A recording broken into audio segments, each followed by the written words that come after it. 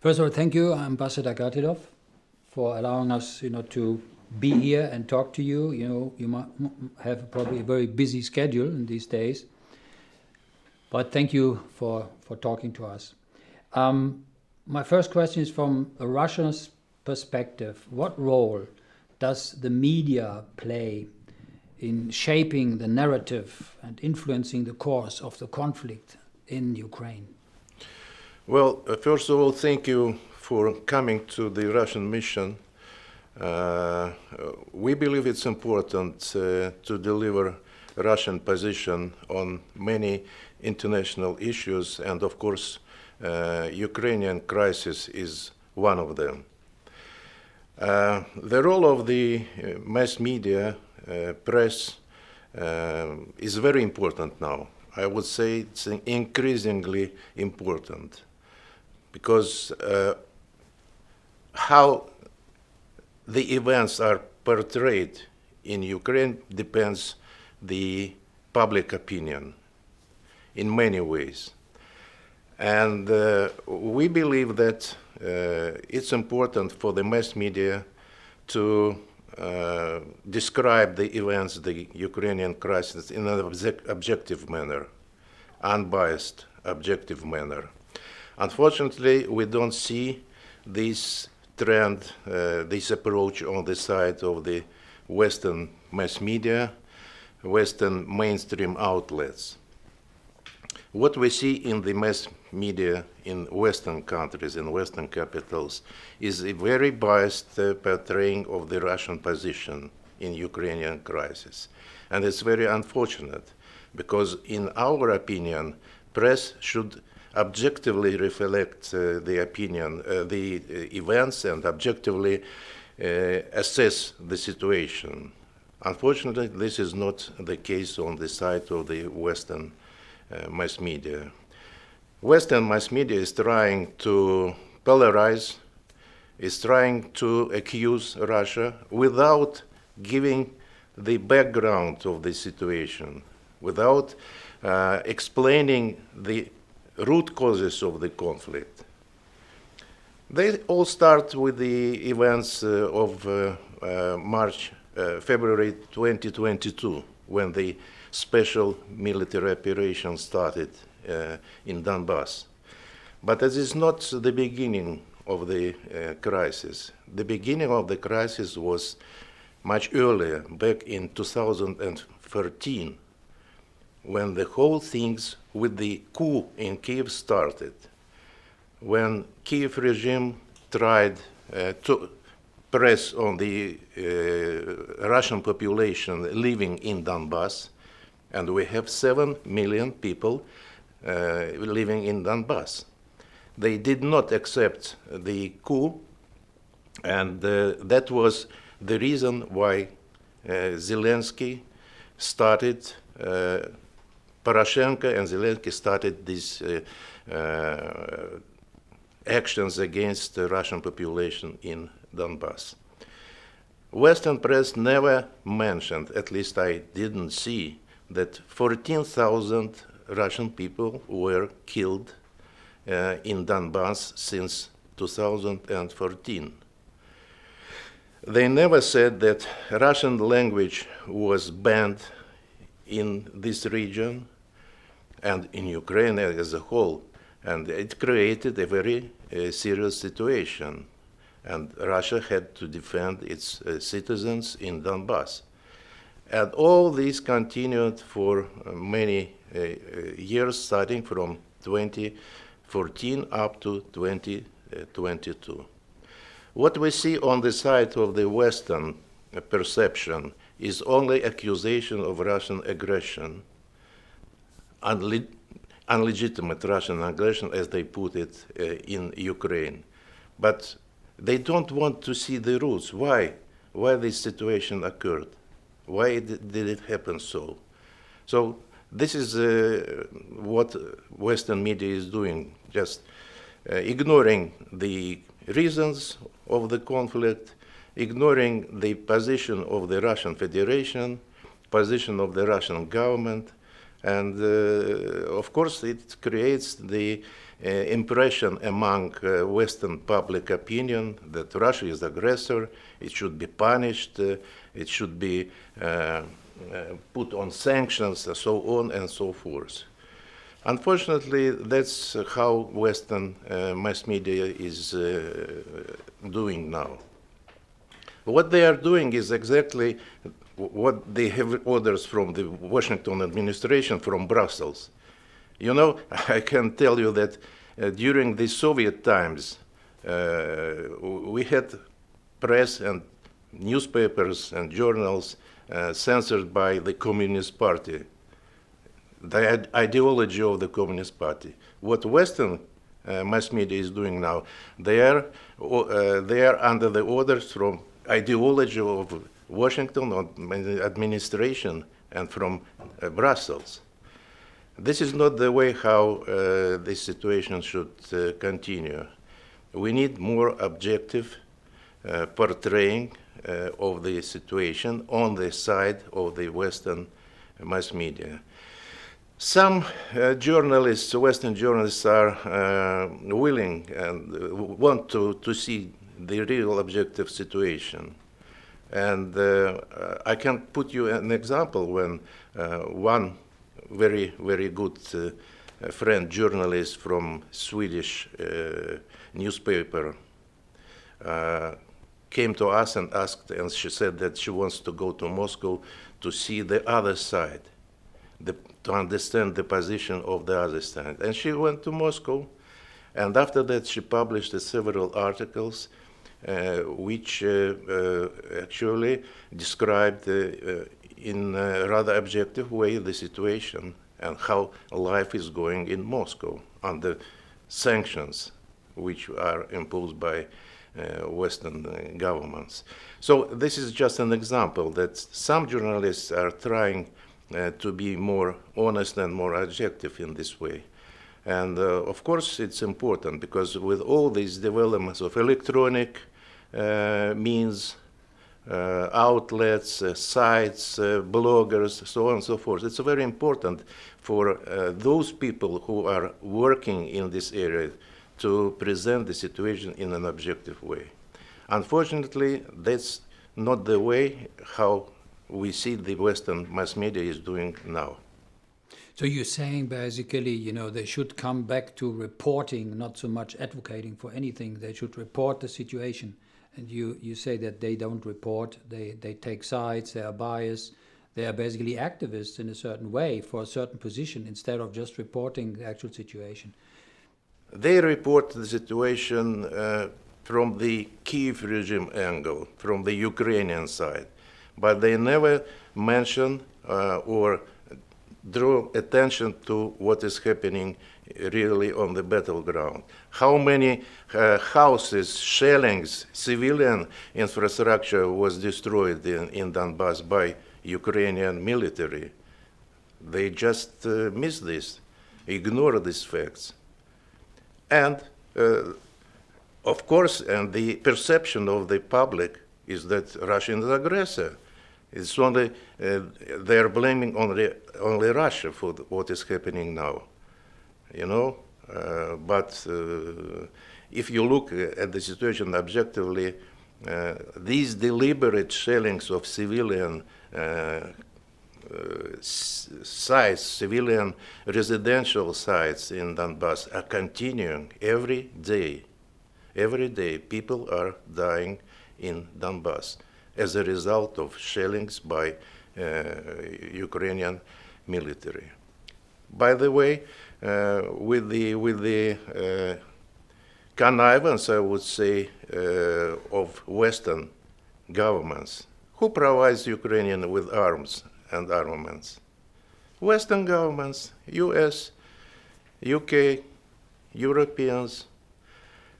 And now they are talking about the possibility of long-range shelling of Russian targets inside the Russian Federation. All this, of course, brings another deterioration in the conflict. It's developing in a very serious direction. So it should be stopped. to stop the conflict, first of all, the deliveries of armaments should be stopped to Ukrainian regime. Ukrainian Nazi regime, they ignore the interests of the Russian population in Donbass, and until this continues, the conflict will go on. Ambassador, the Russian Orthodox Church, under the leadership of Patriarch Kirill, has referred to the conflict in Ukraine as a holy war. From your perspective, do you view this as a religious conflict? It's not the religious conflict. Of course, Patriarch Kirill is very, very serious when he was saying that, because what is happening with the Ukrainian Orthodox Church is unacceptable, totally unacceptable. It's a violation of all human rights, including the rights for religion, which is in the Human Rights Council decisions everywhere. So this is just unacceptable. And everybody accepts this. Even the Pope condemned this decision of the Ukrainian authorities to ban Ukrainian Orthodox Church. So on our side, we as the mission also draw attention to this unacceptable situation. And I wrote a letter to Mr. Turk, High Commissioner for Human Rights, calling him to give the objective assessment of the situation with this decision of the Ukrainian authorities about the banning of the Ukrainian Orthodox Church. But unfortunately, we sent a lot of papers to Human Rights High Commissioner, and we never received any objective assessment of the situation. And this one is example of his reply, which I received today. He said that he received my letter about concerning the developments affecting the Ukrainian Orthodox Church. But what he said that just that we are following the situation, potentially discriminatory character of some discrimination, potentially discriminatory. Well, he is not sure that it was a discrimination, potentially discrimination. And there's just a bureaucratic answer which once again underlines that the Human Rights Council and the High Commissioner of the Human Rights, he is leaning to the Western position, to the Ukrainian position. He's not objective. He doesn't want to give real assessment of the situation. So this banning of the Ukrainian Orthodox Church is just one side of the one problem in line of many problems in Ukrainian crisis. It's unacceptable. Ambassador, my last question, talking about Ukraine situation. Does Russia have plans to take concrete steps towards restoring a peaceful relationship with Ukraine and rebuilding its ties with the broader international community? Yes. Well, Russia always stood for political solution of the conflict, starting from the very beginning. I remind you about Minsk I agreements, about Minsk II agreements, which contained a concrete proposal how to end the conflict, how to end the hostilities in a peaceful, diplomatic way. It didn't work because at that time, neither Kiev regime nor European sponsors of Kiev regime wanted to end the hostilities, to end the conflict. Then it was Istanbul, where concrete work was done on paper, draft agreement on ending the conflict with all concrete proposals. Neutrality of Ukrainian regime, security issues, and many, many others. And it was always almost agreed between the delegations of the Russian Federation and Ukraine.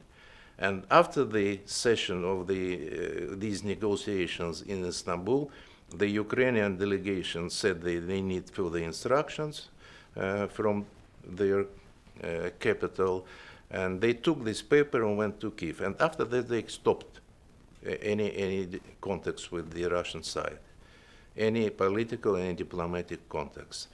And you may be aware of the situation when Boris Johnson, at that time Prime Minister, UK Prime Minister, came to Kiev and said that no way, you shouldn't talk to Russians, you should continue fighting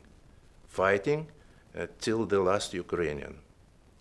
So it means that they don't want to stop the war. They want Ukrainians to continue. They need to achieve their geopolitical goals with the hands of Ukrainians, Ukrainian soldiers, Ukrainian military. So after that, Zelensky issued a presidential decree banning any political contacts and any engaging with the Russian Federation for political discussions to search for solution of the Ukrainian crisis. So I mentioned this just to show you that they themselves don't want negotiations. We want negotiations, but of course not on the basis of Zelensky formula. The negotiations, if and when they start, should take into account now the real situation on the ground, should be based on principle of respecting Russian population and Russian security concerns. So on this basis, yes, it's possible to start negotiations, discussions, but once again, I would like to stress that the decree is still there. Ukrainian decree, presidential decree, banning to enter into negotiations with the Russian Federation. So this is not our, well, it's for them to start thinking about political solution. But so far we don't see any willingness on their side to start talking about peace, unfortunately. They should understand that with the further developments on the ground, their positions will be weaker and weaker, because what is happening on the ground, Russian army consistently liberates one city after another, and with this, of course, the position of the Kiev regime weakens very much. So we are in favor of political solution. We are for negotiations. We are for finding, well, end of this conflict, but the end should take into account the new realities on the ground. Otherwise, it's useless to talk about political solution. Well, as Christians, we pray for peace. We hope that this is achievable in the very, very near future, because every day means that people die, human beings die, you know, and we hope that there will be a solution that benefits both parties and come to diplomatic arrangement. Thank you very much for this interview, Ambassador. Thank you.